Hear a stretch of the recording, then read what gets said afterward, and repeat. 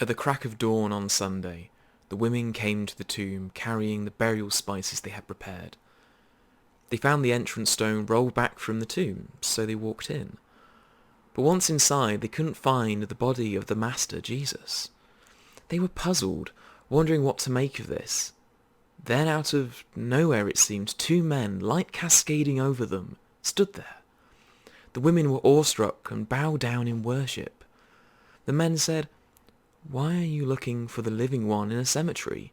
He is not here, but raised up. Do you not remember how he told you that when you were still back in Galilee, that he had to be handed over to sinners, to be killed on a cross, and in 3 days rise up?" Then they remembered Jesus' words. They left the tomb and broke the news of all of this to the 11 and to the rest. Mary Magdalene, Joanna, Mary the mother of James, and the other women with them kept telling these things to the apostles.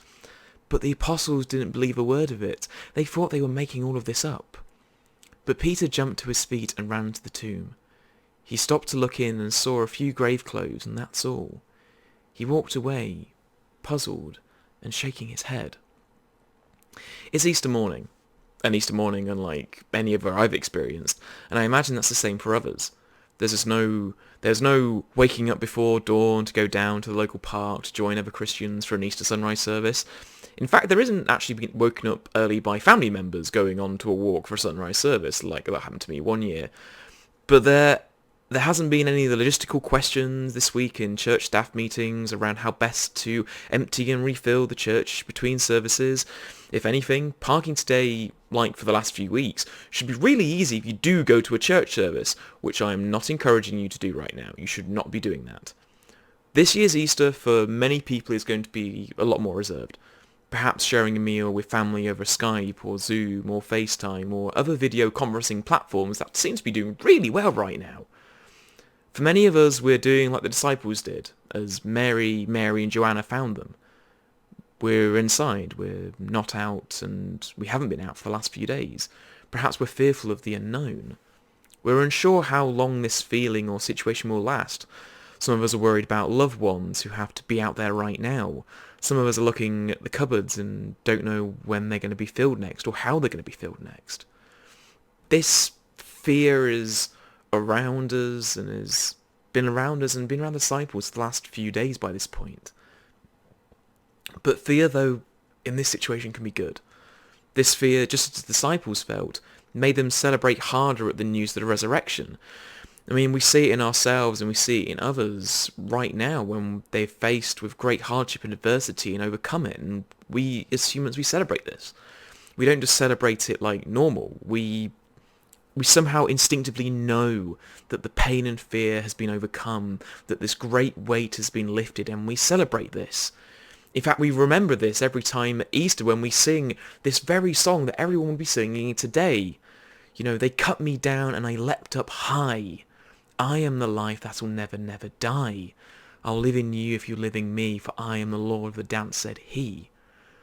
We celebrate the resurrection, and we do so knowing that the weight of death is no longer weighing down on us. The resurrection happened, and things will never be the same again. From that first resurrection, the disciples were emboldened to go out and continue sharing the good news of Jesus to the people far and wide. They went from being fearful and isolated in that room to being bold and confident literally overnight and literally at the news of a resurrection. And it was a true resurrection moment.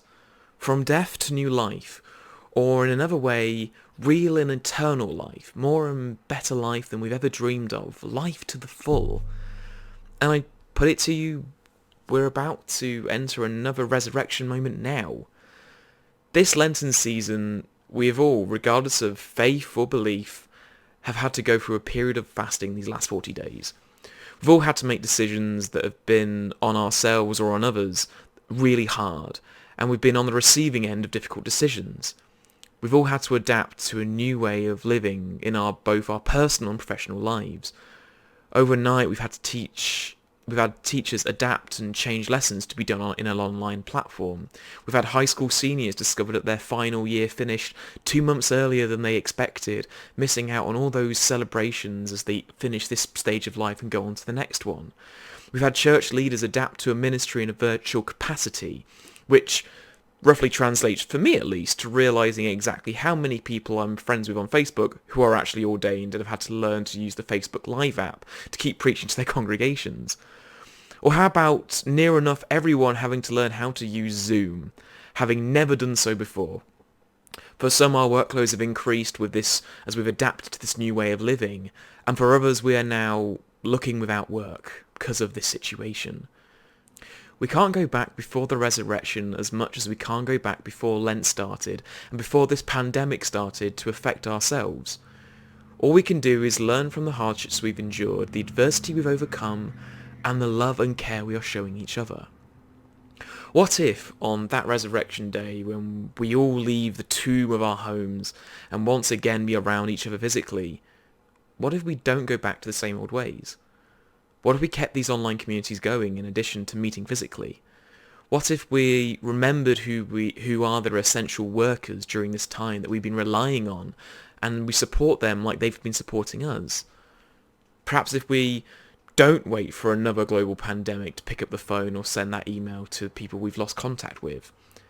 How about rather than try and pick up the threads of the past, we move forward and create a new vibrant tapestry of life? How about let's not forget this Easter season going forward and go back into our old ways? In fact, here's a challenge. Next Easter, let's use that time to reflect on the year that's been. Did we, when all is said and done, fall back into old habits and patterns? Or did we, like the women who first shared the news of the resurrection with others, become changed, filled with new life, and live that life to the fullest?